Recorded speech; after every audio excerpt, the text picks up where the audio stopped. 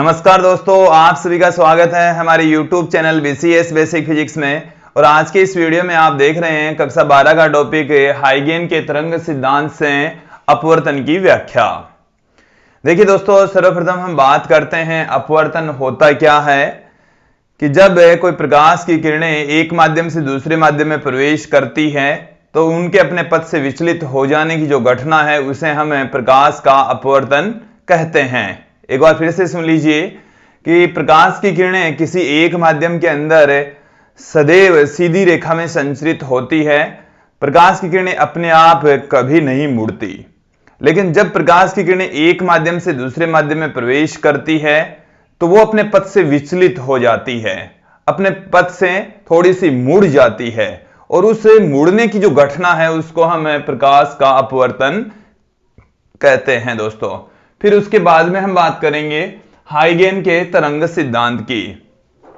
देखिए दोस्तों, जो हाइगेन है इन्होंने ये कहा था कि जो प्रकाश है वो अनुदैर्घ्य तरंगों के रूप में संचरित होता है, तथा इन्होंने एक वर्ड टर्म यूज में ली, तरंगाग्र। इन्होंने ये कहा कि जो प्रकाश है वो तरंगाग्र के रूप में संचरित होता है, और जो तरंगाग्र होता है वो सदैव प्रकाश किरणों के लंबवत चलता है, और तरंगाग्र ही माध्यम में एक बिंदु से दूसरे बिंदु तक आगे बढ़ता है, और तरंगाग्र का प्रत्येक बिंदु एक नए प्रकाश स्रोत की भांति काम करता है, तथा उनसे निकलने वाली जो तरंगें होती है उनको द्वितीयक तरंगिकाएं कहा जाता है।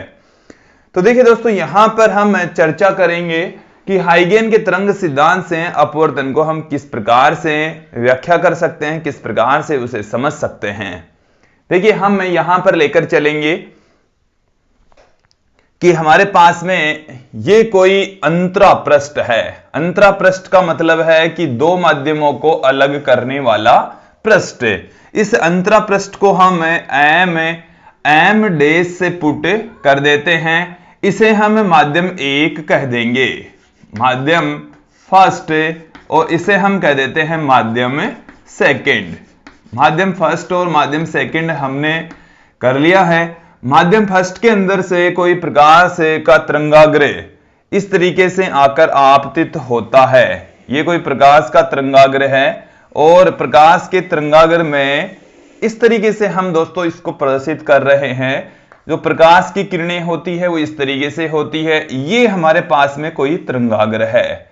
इस तरंगाग्र को हम नाम दे देते हैं, इस बिंदु को हम नाम दे देते हैं दोस्तों ए। ये बिंदु ए है और ये बिंदु है बी। तो आपतित तरंगाग्र है ए बी, और ये है प्रकाश की किरणें जो कि इस तरंगाग्र के ठीक लंबवत होती है। तो इसे हम कहेंगे आपतित तरंगाग्र। इसे क्या कहा जाएगा दोस्तों? आपतित तरंगाग्र, जो कि अंतरापृष्ठ पर आकर टकरा रहा है, और उस आपतित तरंगाग्र का नाम है ए बी। अब यदि हमें प्रकाश किरणों की ही बात करें, ये हमारे पास में जैसे यहां पर इस बिंदु पर अभिलंब है और इस बिंदु पर ये अभिलंब है। इसे आप एन डैश से पुट कर सकते हैं, इसे भी एन डैश से पुट कर सकते हैं। लेकिन दोस्तों, जब प्रकाश की किरणें माध्यम 1 से माध्यम 2 में प्रवेश करती है तब हम ये कंसीडर कर लेते हैं कि ये अभिलंब की ओर थोड़ी सी मुड़ जाती है। ये इस तरीके से अभिलंब की ओर मुड़ जाती है, ये भी अभिलंब की ओर थोड़ी सी मुड़ जाती है। तो यहां पर जो तरंगाग्र होगा वो इस तरीके से होगा, और ये जो बिंदु है इसको हम बी, यहां पर पहुंच जाता है, इस बिंदु को हम नाम दे देते हैं बी डैश, और इस बिंदु को हम ए, यहां पर पहुंच जाता है, इस बिंदु को हम नाम दे देते हैं ए डैश। तो ए डैश बी डैश है, यह है अपवर्तित तरंगाग्र। ये कौन सा तरंगाग्र है दोस्तों? अपवर्तित तरंगाग्र।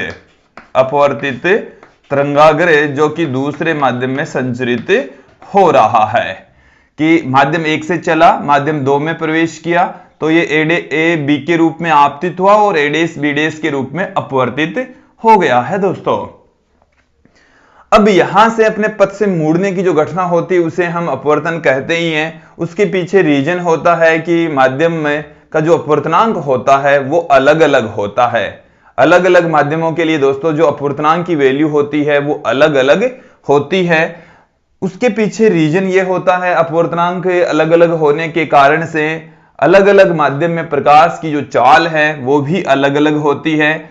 माध्यम एक में प्रकाश का वेग, प्रकाश का वेग c से पुट किया जाता है माध्यम एक में। माध्यम फर्स्ट में प्रकाश के वेग को हम c1 से पुट कर दें और माध्यम दो में प्रकाश का जो वेग है उसको हम c2 से पुट कर देते हैं। दोस्तों यहां पर आप लोगों को कुछ चीजें समझनी है कि आपतित तरंगाग्र ए बी अंतरापृष्ठ एम डैश पर आपतित हुआ और ए डैश बी डैश के रूप में अपवर्तित हो गया, लेकिन जब ए डैश पर पहुंचता है तो उतने ही समय में बी डैश पर पहुंच जाता है। तो बी को बी डैश पर पहुंचने में और ए को ए डैश पर पहुंचने में सेम समय लगता है और उस समय को हम स्मॉल टी के इक्वल मानकर चलेंगे। दोस्तों तो स्मॉल टी समय में बी डैश पर पहुंच जाता है C1 चाल से और ए डैश पर पहुंच जाता है C2 चाल से, क्योंकि वो माध्यम दो के अंदर संचरित हो रहा है। तो यहां तक जो हमने बातें बताई उसमें से मुख्य जो बिंदु है वो मैं यहां पर पुट कर देता हूं कि माना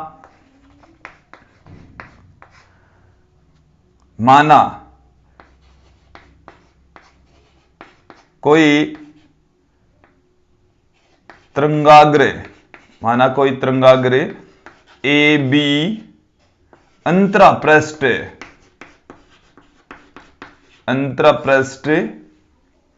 एम डैश पर आपतित होता है।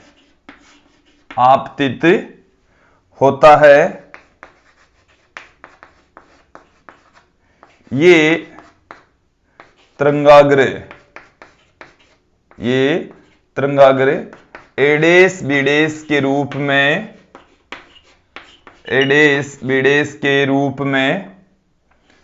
अपवर्तित हो जाता है। ए डैश बी डैश के रूप में ये दोस्तों क्या हो जाएगा, अपवर्तित हो जाएगा। अपवर्तित होकर इधर इस डायरेक्शन में ये संचरित होगा। अब यहां पर मैंने प्रकाश की चाल पुटी कर दी है और यहां पर मैं इस बिंदु की बात करता हूं कि जब बिंदु बी डैश पर पहुंचता है तो उतने ही समय में ए डैश पर पहुंच जाता है। तरंगाग्र का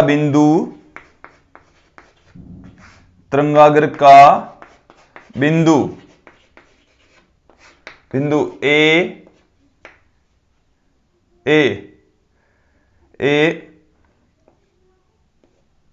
स्मॉल टी समय में ए डैश पर पहुंच जाता है। उतने ही समय में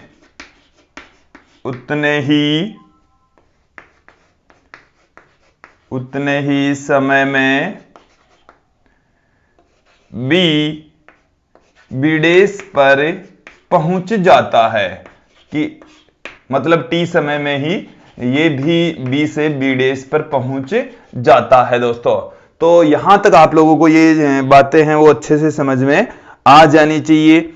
अब इसके बाद में हम इस डायग्राम की सहायता से ये जो बात हमने बताई इसकी सहायता से हम अपवर्तन के एक नियम की व्याख्या करेंगे।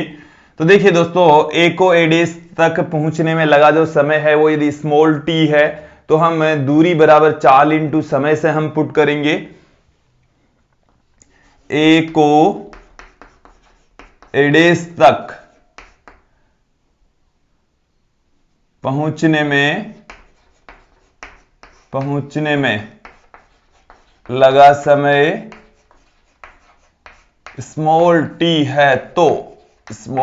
है तो ए से लेकर ए डैश तक की जो दूरी है वो कितनी होगी। ए से लेकर ए डैश तक की जो दूरी है दोस्तों कितनी होगी, यहां से आप देख लेंगे कि दूरी बराबर हम चाल इंटू समय पुट कर देंगे। हम आपको आपतन कोण और अपवर्तन कोण भी इस डायग्राम में आपको दिखाएंगे कि कौन कौन से होंगे और कितने होंगे।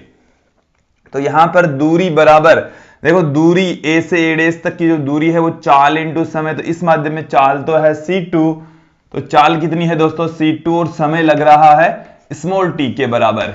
इसी प्रकार B बी डेस तक पहुंचने में लगा